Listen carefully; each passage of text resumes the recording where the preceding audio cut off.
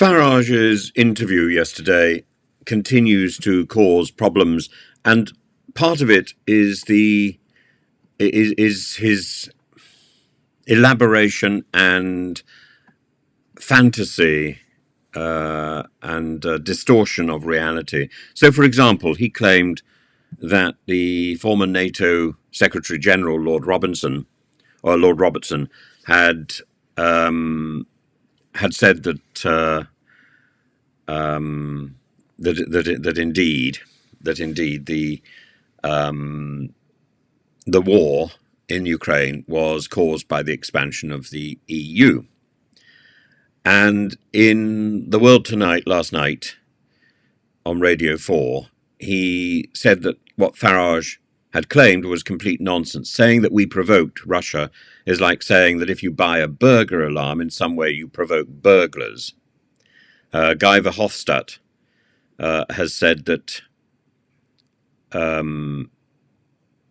Farage is repeating Kremlin talking points. In the European Parliament, Farage always defended Putin. Every vote for Farage is celebrated in Moscow.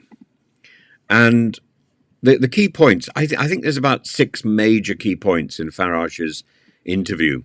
First of all, is this idea that the Ukraine war is a result of Western provocation.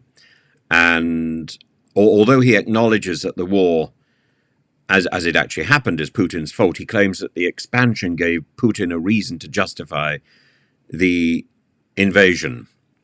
And there is some substance. There is some reason to say that that element of Farage's analysis is not absolutely wrong, but only insofar as the Western error, the Western fault, is not to have responded decisively and firmly to the expansion of Russia into Crimea. And this is partly the failure of David Cameron, and it's partly the failure of the wider EU community. But a lot of the responsibility that we should shoulder for Putin's invasion is the distraction that we provided with the onanistic, self-obsessive focus on Brexit.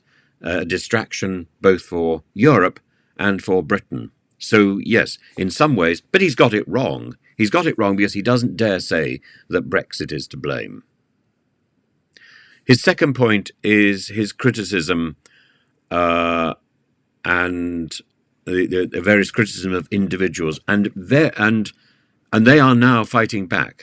James Cleverly has accused Farage of echoing Putin's justification for war. Labour's John Healey says Farage's comments made him unfit for public office. I entirely agree.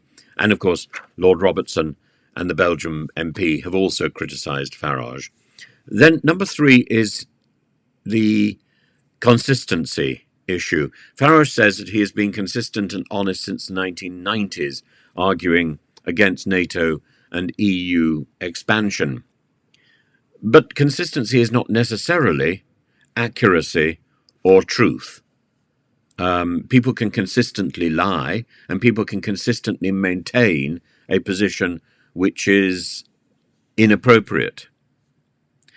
The fourth point is his admiration for Putin. So that has not been consistent, because once Putin crossed the line, Farage has been very cautious about repeating his past statements that he admired Putin as a political operator.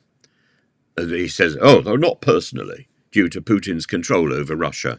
Well, I think the point is that Farage just likes power and likes people with power, whether that's Putin or Trump. And one of the reasons may be that he got involved in this election was Putin, was Trump's power looks seriously diminished as he faces jail time.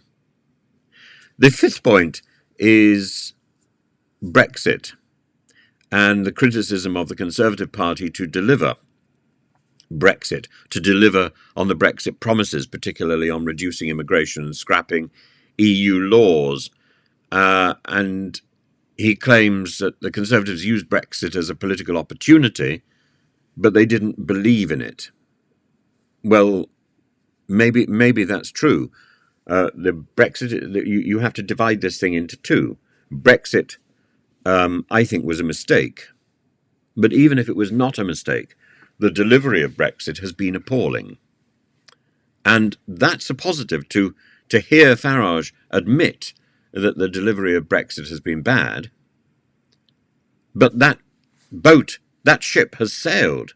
We can't go back and renegotiate Brexit on better terms, because we left the negotiation for Brexit to twits like Lord Frost, who don't read their own brief, who don't do the background checks, who don't do the homework, as he's demonstrated beautifully by his nonsensical idea that he could stand for Parliament in the House of Commons.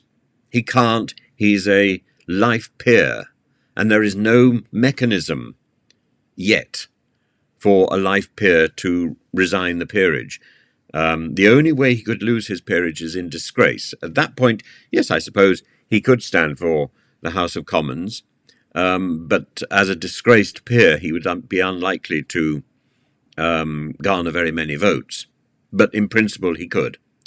So the law, the Peerage Act in 2014, allows for him to stand as a member of the House of Commons should he lose his peerage, but it doesn't provide a mechanism for him to do so as a personal decision. There is a mechanism for hereditary peers to renounce their peerage, but they must do so within a very short space of time after they've been ennobled, after they've received their peerage, or after they've inherited their peerage, and this was down to the legislation put in place to allow Tony Benn to keep his seat in the House of Commons. And the sixth point in this analysis would be the immigration and the EU laws, and Farage emphasised that Reform UK supports freezing non-essential immigration to relieve pressure on housing and public services, and criticised the Conservatives for not abolishing EU laws as promised.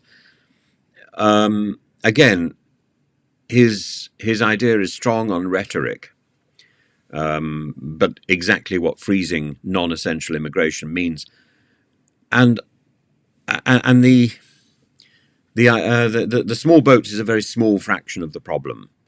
Until we redefine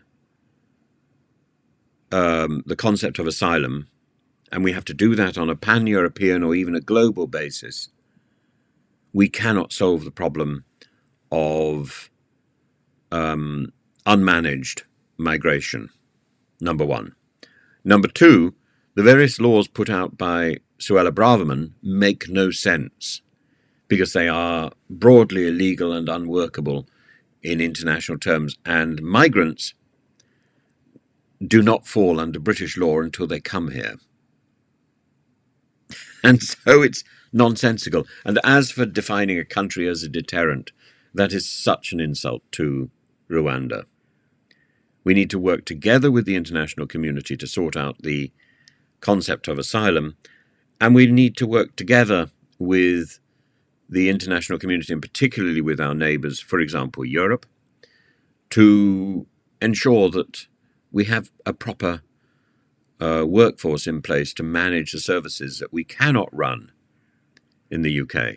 And it doesn't matter whether we say we're going to train people. It takes 7 years to train a doctor. It takes 2 or 3 years to train a teacher. And without those posts being filled, we are struggling to move forward. And that is not going to change by freezing non-essential immigration or by stopping people bringing their wider families into our country. What are we saying? We just want slavery. Well, that's great. We've had slavery in the past.